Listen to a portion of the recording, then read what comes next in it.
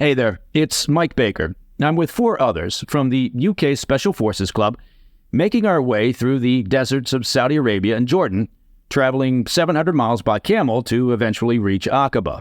Now, while I'm gone, Mike Slater is here to bring you the President's Daily Brief. Stay informed, stay safe, stay cool.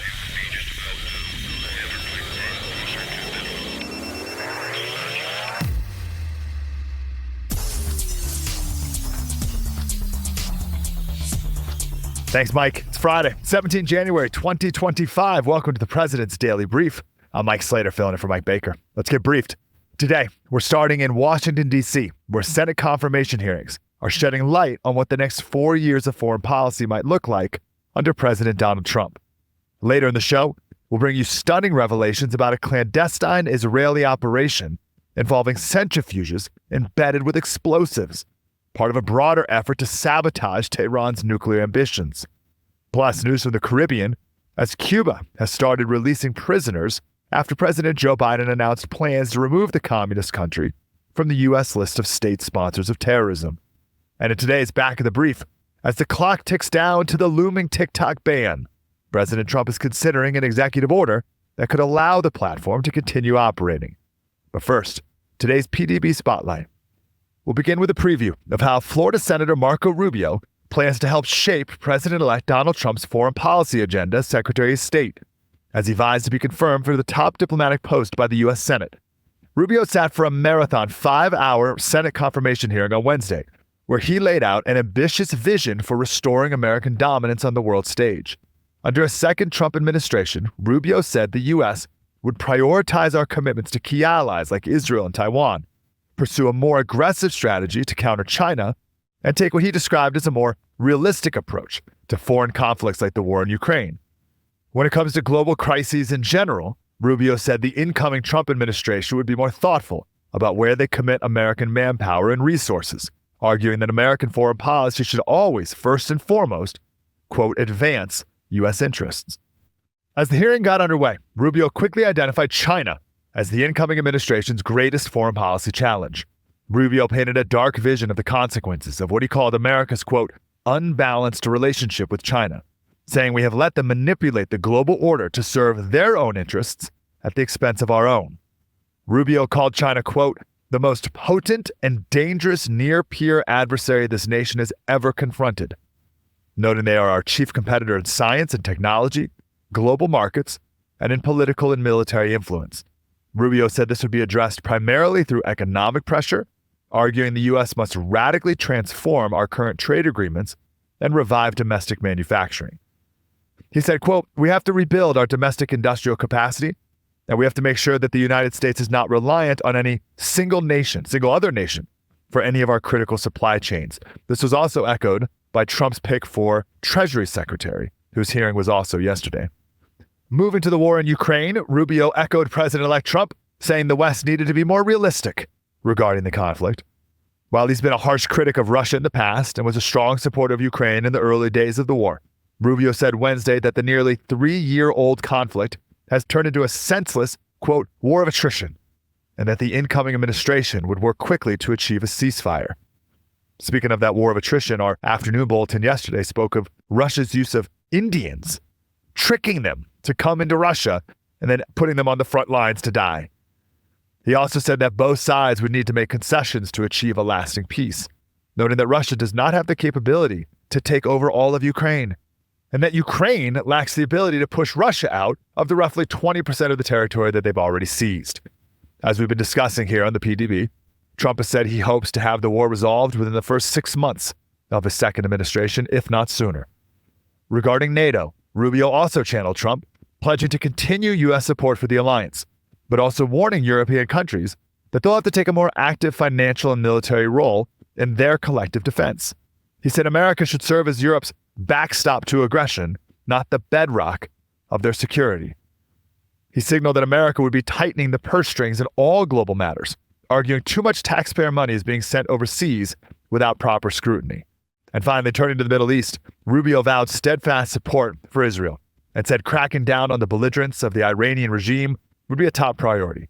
He noted that the fall of the Assad regime in Syria and Israel's victory over Iran's axis of resistance offer unique opportunities to change the trajectory of the region, and added that securing a normalization deal between Saudi Arabia and Israel would help accelerate such efforts.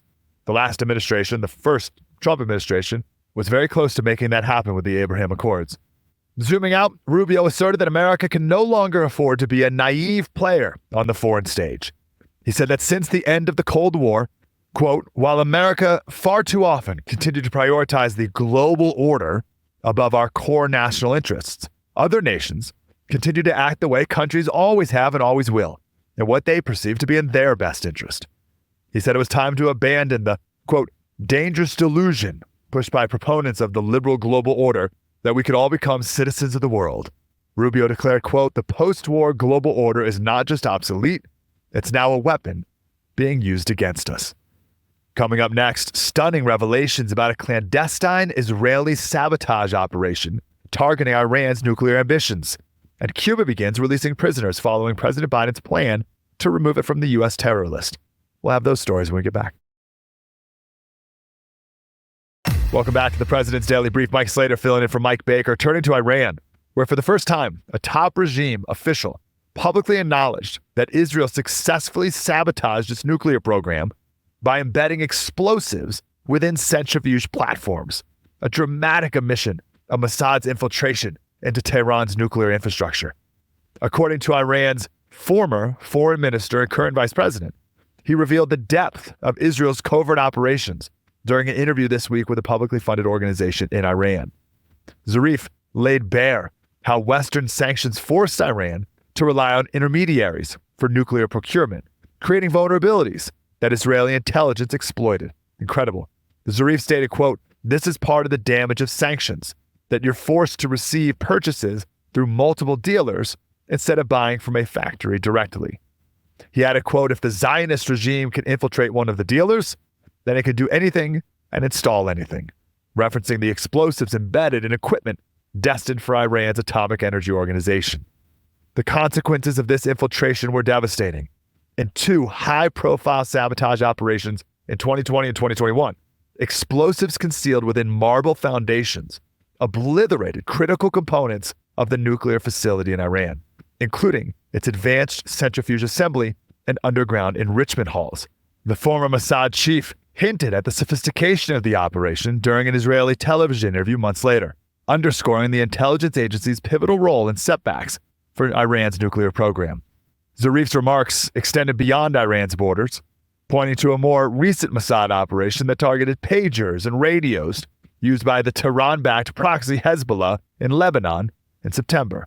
As we reported on the PDB, 2 waves of attacks killed 42 people, injured thousands, and disrupted Hezbollah's communications when Mossad infiltrated the devices and planted small explosives, detonating them remotely. Incredible. This sabotage set the stage for Israel's subsequent invasion of Lebanon in October.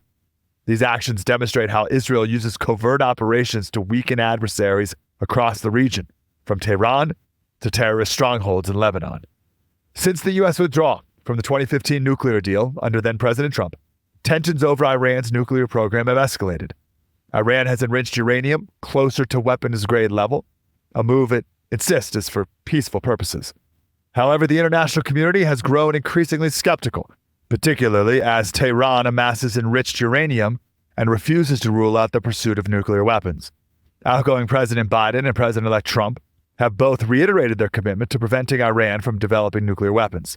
This alignment raises concerns at Tehran over the potential of a preemptive Israeli strike, tactics Jerusalem previously employed against nuclear facilities in Iraq and Syria. With Trump set to return to the White House next week, Iran's nuclear ambitions face renewed scrutiny. The possibility of additional Israeli sabotage or direct military action looms large as tensions between Tehran and Jerusalem remain at a breaking point. Shifting to Cuba, the communist nation began releasing prisoners on Wednesday in a gesture tied to Vatican-mediated talks. The move comes just a day after the Biden administration announced its intent to delist Cuba's designation as a state sponsor of terrorism. According to ABC News, the initial wave of prisoner releases include over a dozen individuals detained during the historic 2021 protests. Those protests, spurred by economic distress and widespread power outages, mobilized thousands in the streets in the most substantial anti-government demonstration the communist island witnessed in decades. And the Cuban Foreign Ministry framed the gradual release of 553 detainees as part of the Vatican's Jubilee Year, an event marked every quarter century by Catholic pilgrimages to Rome, signaling an attempt to decouple the move from Washington's surprise policy shift. By Wednesday afternoon, the Cuban Observatory of Human Rights, which monitors such cases, reported the release of 18 prisoners. Despite the U.S. gesture, Cuban Foreign Minister Bruno Rodriguez issued a blistering critique of the Biden administration, labeling the delisting decision as a mere political and superficial gesture. Rodriguez stated, quote, "It has been proven that this list is not a tool in the fight against terrorism, but rather a brutal instrument of political coercion against sovereign states." For the prisoners themselves, the news came with abruptness and conditional freedom. According to the Associated Press, one detainee, arrested during the 2021 protest and sentenced to 4 years for public disorder, recounted the suddenness of her release, stating, quote, "At 3 a.m, officials knocked. I was sleeping in the cell, and they told me to gather all my things, that I was free." However, officials warned the detainee that the release did not equate to forgiveness and that any future infractions would lead to reincarceration. The Biden administration's policy shift unfolds mere days before President-elect Trump takes office, setting the stage for what is likely an imminent hardline reversal.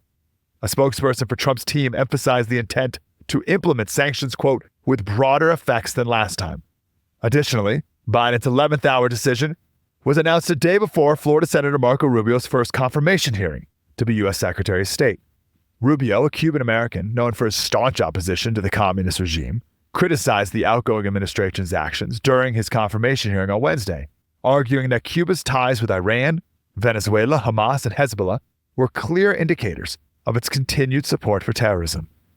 As Trump prepares to enact a confrontational approach when he assumes office on Monday, the fragile détente initiated in the final days of the Biden administration leaves U.S.-Cuba relations in renewed tension. Coming up, the back of the brief. With just days left before TikTok is banned in the United States, President Trump is weighing a last-minute executive order to let the platform continue operating. We'll be back with more on that. Mike Slater filling in for Mike Baker in today's Back of the Brief. With the popular social media app TikTok facing the threat of an imminent nationwide ban, reports have emerged that President-elect Donald Trump may step in to save it. Trump is reportedly considering an executive order to allow TikTok to continue operating in the United States, though it's not clear how Trump intends to navigate the legalities of such an action.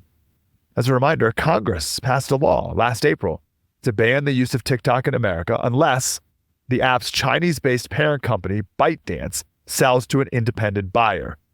ByteDance has challenged the constitutionality of the law in the U.S. Supreme Court, but the court's January 10th argument suggests it will likely uphold the legislation over national security concerns.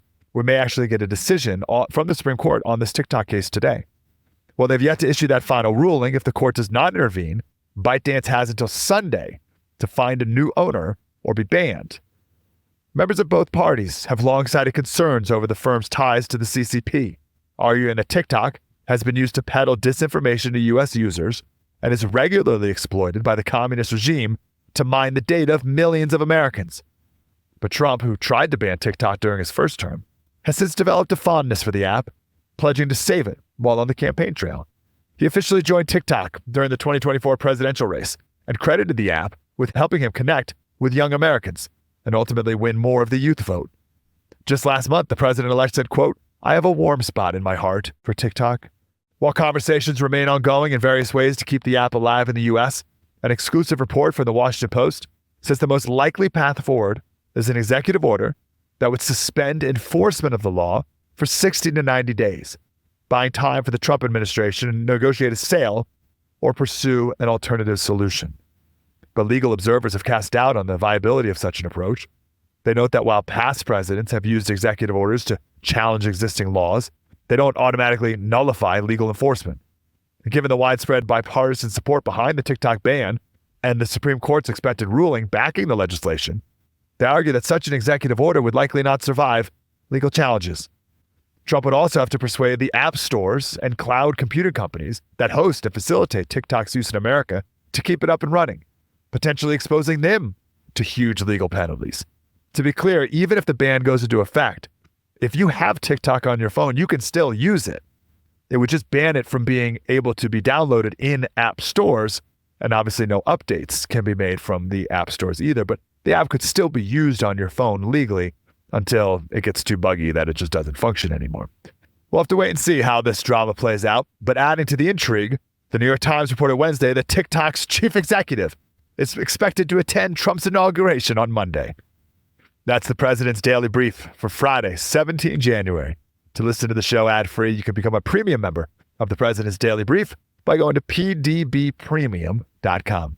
I'm Mike Slater from the podcast Politics by Faith, also host of the morning show on SiriusXM Patriot. We'll be back later today with the PDB Afternoon Bulletin. Until then, stay safe, spread the word.